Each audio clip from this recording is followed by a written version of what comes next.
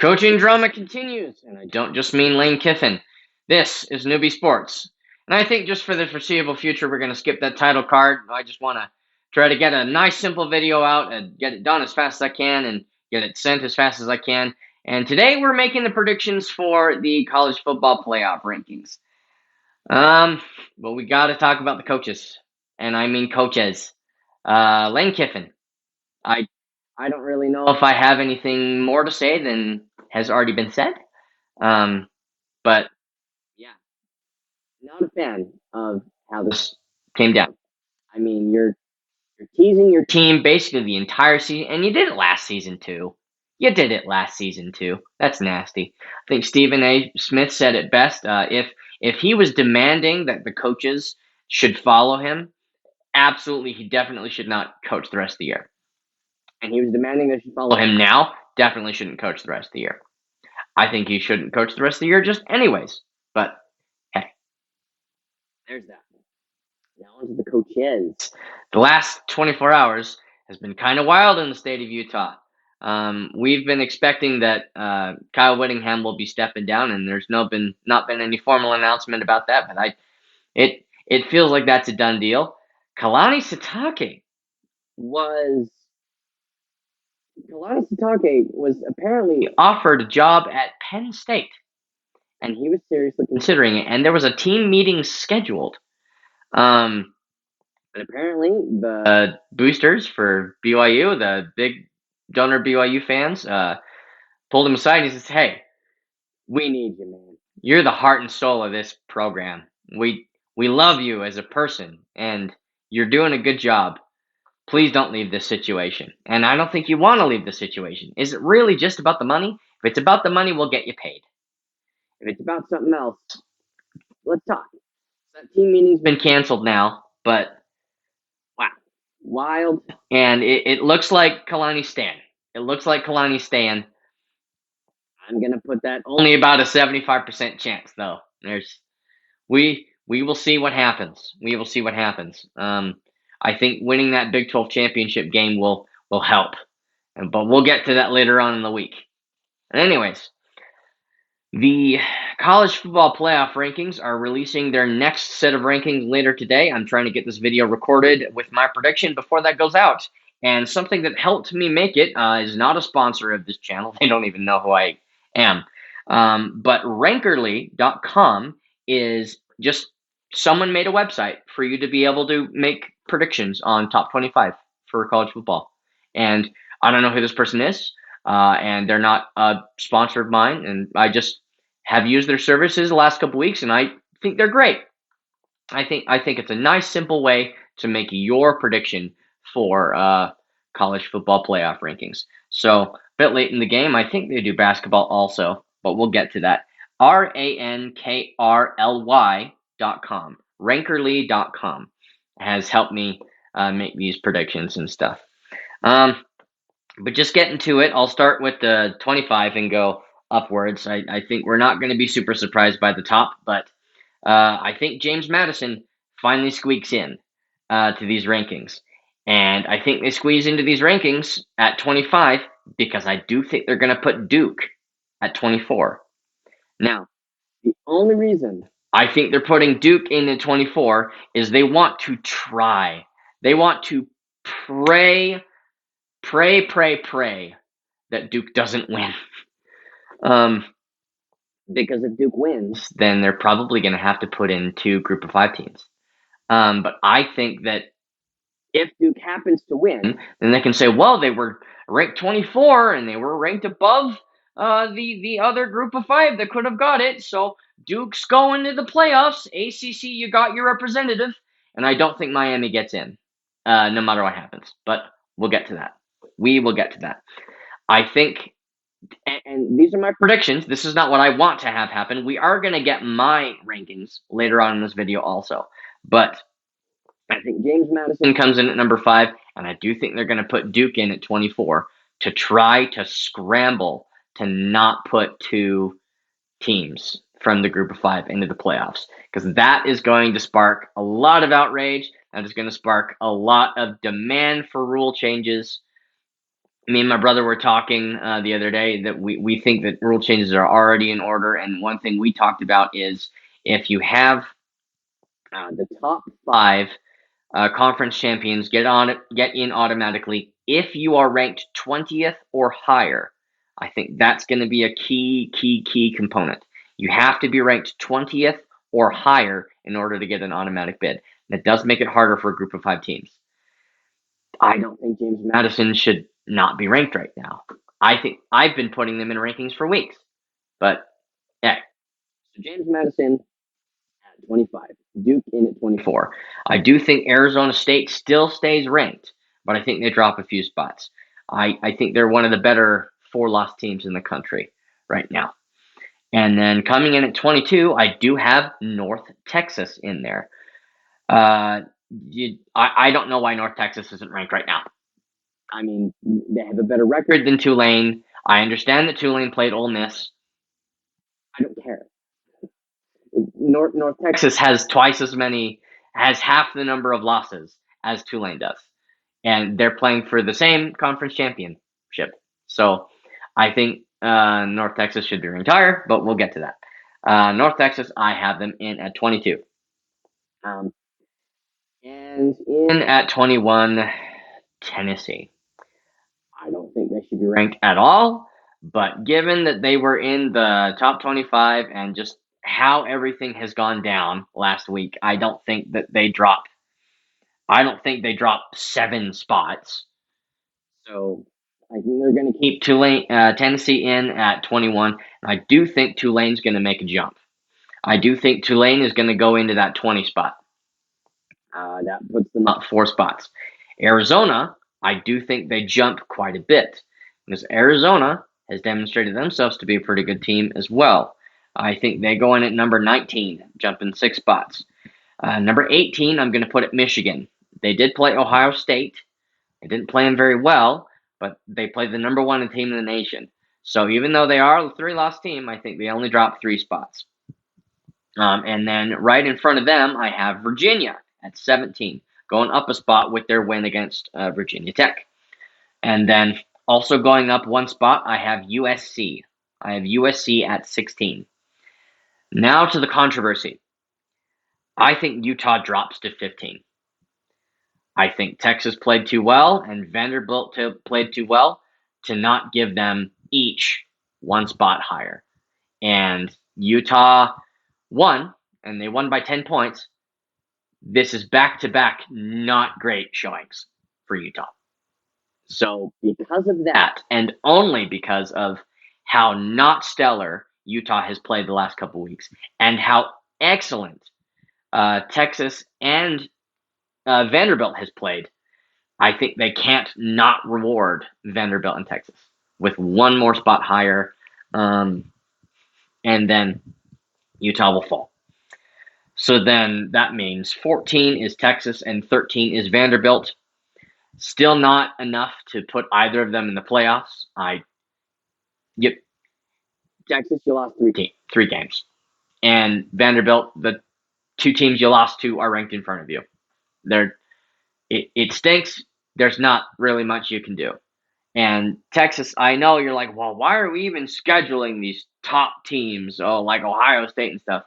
I don't think you have a better resume than Vanderbilt. I don't. I understand that you played Ohio State. You scored a touchdown against Ohio State and no field goals. Michigan did better than that this last weekend. So that I don't care. I don't care. And Ohio State didn't play that well either.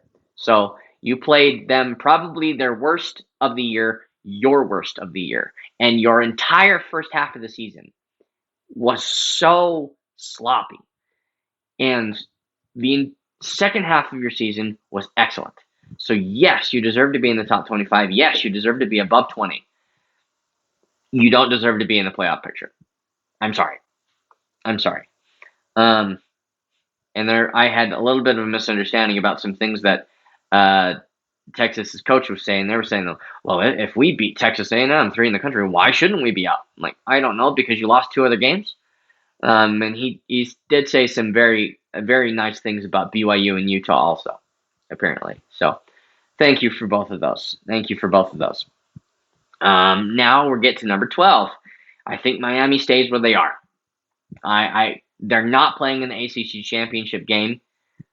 I think that's wild that they're not, but they're not, and they got 2 losses in the ACC, and the ACC is not playing very well this year. So it stinks for you guys, but I don't think you're getting in the playoffs. So Miami comes in at 12, and then the next little bit of controversy. I have BYU and Alabama swapping places. I think Alabama going into Auburn should have won this game by 20 points with how they've been ranked and how the perception of them have been all season long, and just how Auburn has thrown away every opportunity. I think that this was a game that was ripe for Alabama to win by 3 scores, and they survived. They did not win, they survived. And Auburn gave away the game. They literally threw the game away with that fumble. That was a game of punts. It was a game punt, punt, punt, punt, punt, punt, punt. Not a very good showing in the first half. And then Auburn showed up. Not enough. But because this not bowl eligible team almost prevented your season from losing, I don't care if it's your rival. You don't deserve to remain where you are when everyone around you is doing so well. And I don't mean surviving so well. I think the only team around you that survived this week was Utah, and they were several spots away. So there's that. Utah's dominant win over UCF. I understand the first quarter was rough, but 31 unanswered points. How do you not move them up? How do you not move BYU up? Next bit of controversy. I also have Notre Dame and Oklahoma swapping for the exact same reasons. Oklahoma, you have not been playing well. Everyone says, oh, their offense is awful. Somehow you still win, and somehow you beat Alabama. I don't get it. I don't understand. I wish you would have lost to Alabama. That would have made BYU's job a little easier. But coming back to BYU, they are currently the lowest one-loss team. The lowest ranked one-loss Power 4 team in the history of the college football playoff rankings. Think about that.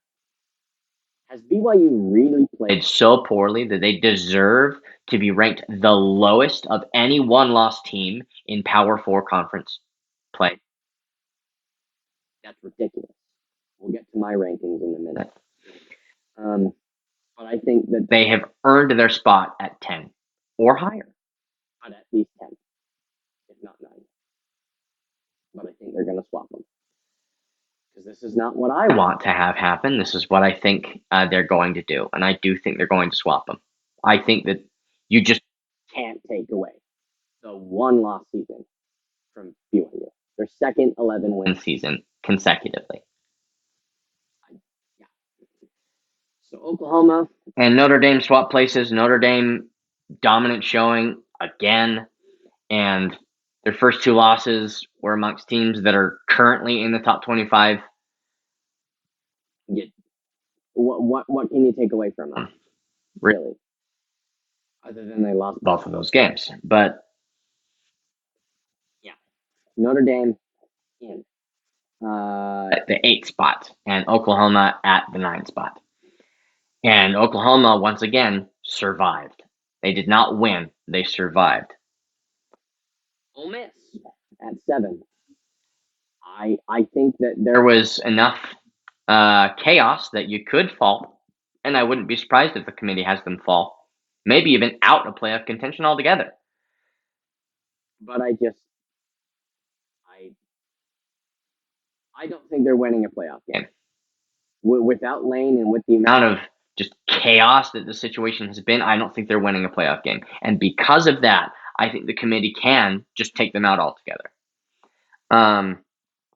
But I think that would be very disrespectful, just like it was disrespectful of Florida State a couple years ago.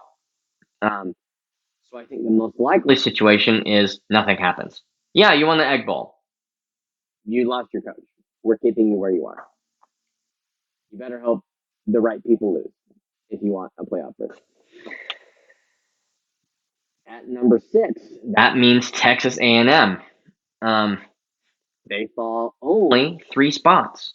Their one and only loss all year.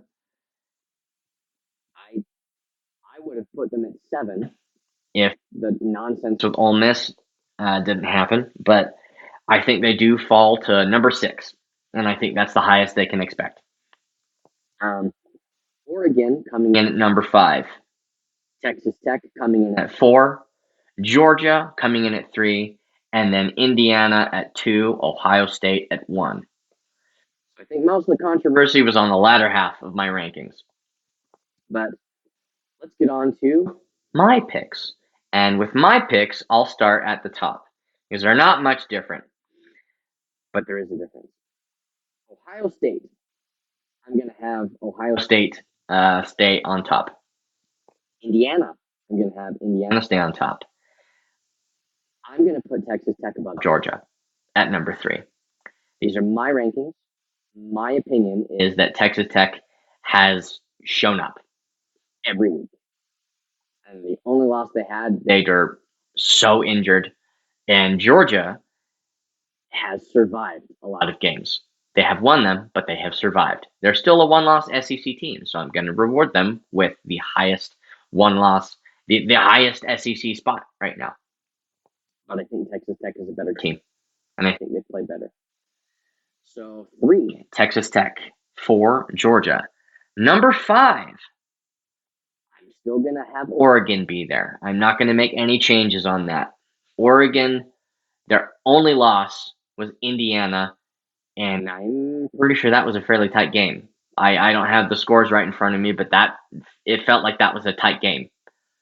So even if it was at home, losing to the now number 2 team in the nation tightly, I don't think you can drop them any further. Maybe you can even put them above Georgia, but they got to be at number 5, I think. Yeah, you got to have them at number 5. Georgia's the winningest and highest ranked team of the SEC. They're the best team in the SEC by record.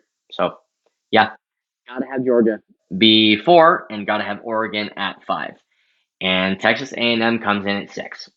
I think that is still fair. I think that is still good. And yeah, rough couple of weeks for Texas A&M. But you got a chance at the playoffs if you don't fall apart like you did against South Carolina. Don't know if you can, but we'll see. Now, more controversy with my rankings. I have BYU at 7. I think they have demonstrated that they can overcome adversity. I think they have one of the best strength of records and strength of schedules in the nation. And their quarterback just broke the rushing touchdown record. They put on hundreds and hundreds of yards rushing and passing every game. So I don't know how you have not put them above 10, even at this point. I have BYU ranked at 7. And then I would have had BYU at 8 and Ole Miss at 7 had Ole Miss not had all the shenanigans. I have Ole Miss at 8 on my rankings. And really, they should be ranked a lot lower with all the nonsense that happened this weekend. But everybody else has 2 or more losses in their conference. So you can't penalize a one-loss team. I got to keep with my own rules. I don't think they're the top 10 team in the country. I don't. But if I'm keeping my own rules, the one-loss team in a very good conference, the SEC, you can't penalize them. because of this nonsense with their ridiculous coach. Number 9. I have Oklahoma falling one spot behind my prediction. Oklahoma, I believe, is at 9. No higher. They've lost 2 games. And they're not going to their conference championship.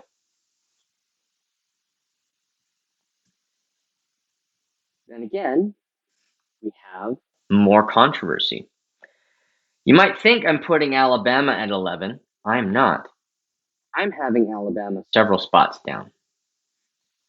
The next spot is 10. You might think I'm putting Alabama at 10. I'm not. I'm putting Utah at 10. Utah is one of the only teams in the top 25 right now whose only losses are in the top 12. Only losses are in the top 12. But what do you do? What do you do? That everyone says, oh, that Florida State game that for Alabama, that was the beginning of the year. It's a completely different team now. What does that even matter? Last year, Florida State was abysmal. And everyone's like, oh, they're going to be great again. Why? Because they're Florida State. And then they ended up not being great. And they beat you. I don't think this Alabama team is excellent. I don't. But we will see what happens. So 1 Ohio State, 2 Indiana, 3 Texas Tech, 4 Georgia, 5 Oregon, 6 Texas A&M, 7 BYU, 8 Ole Miss, 9 Oklahoma, 10 Utah, 11 I have Miami there. I don't have Notre Dame there because Miami beat Notre Dame and they have the same record. The head-to-head has to matter. Miami, I don't think they're an excellent team. I think they're probably the best team in the ACC, though. And they beat Notre Dame, so they should be ranked higher than Notre Dame when they have the same record. Sorry, guys. And that brings me to Notre Dame at number 12. Their only losses are also in the top 25 currently. So, what do you do? I think Notre Dame is not a team that's going to win a lot of high competition this year. They've lost 2 games to high competition already this year. But Notre Dame goes in at 12. So, number 13, I do have Alabama. I think Miami and Notre Dame and Utah have all played better than Alabama this year. And their losses are to better teams that Alabama lost to. That Florida State game really does matter. I don't care if it was the first one of the year. But I got to put it behind Oklahoma because Oklahoma won. So, Oklahoma, then Utah, then Miami, then Notre Dame, then at 13, out of playoff contention, Alabama on my rankings. Next, I have Vanderbilt. Only reason I don't have Vanderbilt higher is because they lost to Alabama. That's all I'm going to say about that. Vanderbilt has played exceptional these last couple weeks, especially. They deserve more credit than they can statistically possibly receive. Oklahoma's a better 2-loss team. And Vanderbilt lost to Alabama, so you got to put them behind Alabama. So, Vanderbilt coming in at 14. At 15, I do have Virginia. Other than Miami, I do think Virginia is a good team in the ACC. They're not an excellent team. Look at their losses. But there we go.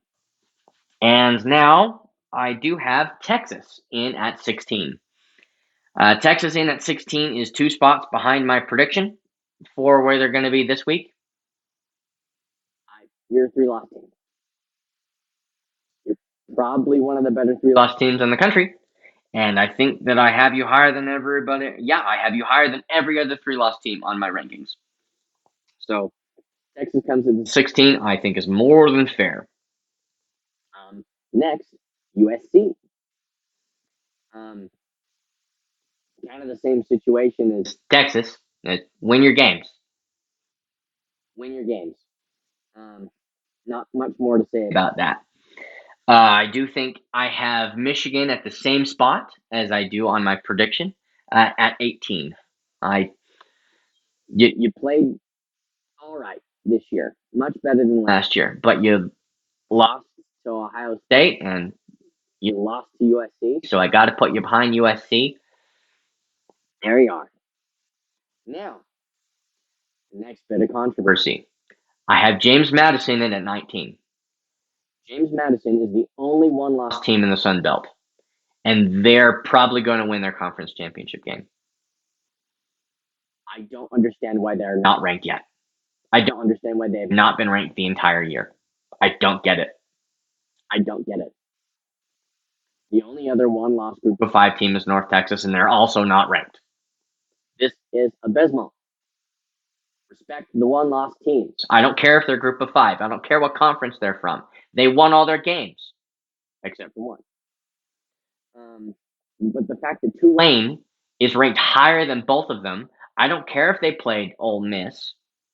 They lost 2 games. They should not be ranked higher than someone of the same conference. Anyway, James Madison, I have as the best one-loss team in the group of 5. And I think they're going to win their conference champion, and there's that. Right behind them, I have UNT, the other one-loss group of 5 team. UNT could beat Tulane. I don't know. I don't think so. But they could. And the fact that they could and not definitely will, and the manner in which they lost to South Florida, which is now out of the rankings, those are the reasons why they're behind James Madison in my rankings. 21, I have as Navy. 2-loss, group of 5 team. One of their losses was to Notre Dame. That's significant. You have to count these things. If you're going to count them for all the other teams, then you got to count them for the group of 5 teams too. And then that's a 21 Navy. They're not ranked on right now on anyone's predictions, but I have them at 21. At 22, I don't have Tulane. I have Arizona. I think they are an excellent 3-loss team, and I think that they've earned their plaudits. I think that they've performed very well, exceptionally well, and I applaud them. I do have Tulane at 23, though. I have them ranked 3 behind my prediction, but yeah, they're playing for their conference. They're probably going to the playoffs if they win. I think James Madison should go instead of them if Tulane wins, but those are the rankings. And then at 24, I have UNLV. UNLV I have at 24 because they're also playing for their conference championship game. And if you have North Texas and UNLV both win their conference champions, and Duke wins the ACC, you can't take Duke over both of these teams. You can't. They're a 5-loss team already. They're barely bowl eligible, and they're playing for the conference championship game. I think Virginia's going to win, but the spread's not very wide. Duke could win this game. And because they're a 5-loss team, I don't have them ranked. But because they could win, that boosts the rankings for UNLV. Because they could go to the playoffs, being a 2-loss Mountain West champion. If they beat Boise State, that is. I think it's Boise State. Could be wrong. Roast me in the comments if I am. And then 25, Arizona State. Only team to beat Texas Tech this year. That's basically why. That's basically why. They're the only 4-loss team I have ranked anywhere. So, there are my rankings. So once again, my rankings are 1, Ohio State, 2, Indiana, 3, Texas Tech, 4, Georgia, 5, Oregon, 6, Texas Tech, 7, BYU, 8, Ole Miss, 9, Oklahoma, 10, Utah, 11, Miami, 12, Notre Dame, 13 Alabama, 14 Vanderbilt, 15 Virginia, 16 Texas, 17 USC, 18 Michigan, 19 James Madison, 20 UNT, 21 Navy, 22 Arizona, 23 Tulane, 24 UNLV, 25 Arizona State.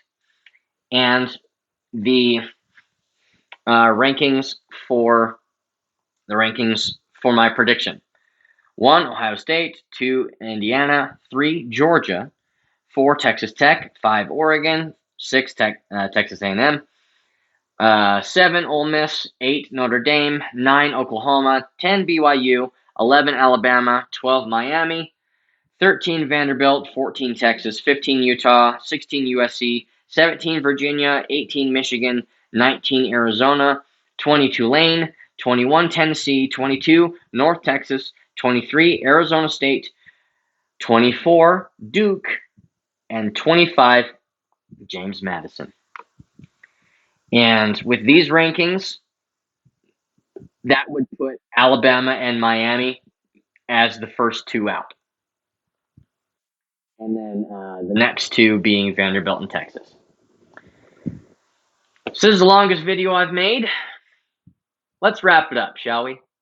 Please leave a like on this video, and please comment as to what you like. Please comment what you don't like. I want to get better. I want to give you good content. And please help me get monetized by subscribing. This has been Newbie Sports.